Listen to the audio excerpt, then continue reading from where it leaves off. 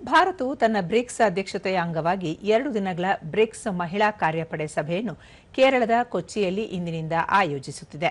BRICS ಸದಸ್ಯ ರಾಷ್ಟ್ರಗಳ ಹಿರಿಯ ಸರ್ಕಾರಿ ಅಧಿಕಾರಿಗಳು ಮಹಿಳಾ ಸಬಲೀಕರಣ ಮತ್ತು ಮಹಿಳಾ ನೇತೃತ್ವದ ಅಭಿವೃದ್ಧಿಗೆ ಸಂಬಂಧಿಸಿದ ಪ್ರಮುಖ ವಿಷಯಗಳನ್ನು ಸಭೆಯಲ್ಲಿ ಚರ್ಚಿಸಲಿದ್ದಾರೆ.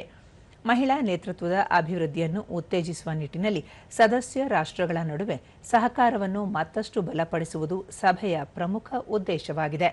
ಬ್ರಿಕ್ಸ್ ಮಹಿಳಾ ಕಾರ್ಯಪಡೆ 4 ಪ್ರಮುಖ ಆದ್ಯತಾ ಕ್ಷೇತ್ರಗಳ ಮೇಲೆ ಕೇಂದ್ರೀಕರಿಸಿದೆ.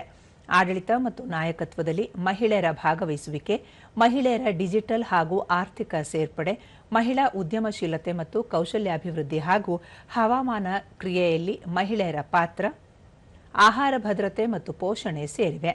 ಸಭೆಯಲ್ಲಿ ನಡೆಯುವ ಚರ್ಚೆಗಳು ಈ ತಿಂಗಳ 8 ಹಾಗೂ 9ರಂದು ನಡೆಯಲಿರುವ ಬ್ರಿಕ್ಸ್ ಮಹಿಳಾ ಸಚಿವರ ಸಭೆಗೆ ಮಹತ್ವದ ಅಡಿಪಾಯವಾಗಲಿದೆ ಎಂದು ಸಚಿವಾಲಯ ತಿಳಿಸಿದೆ.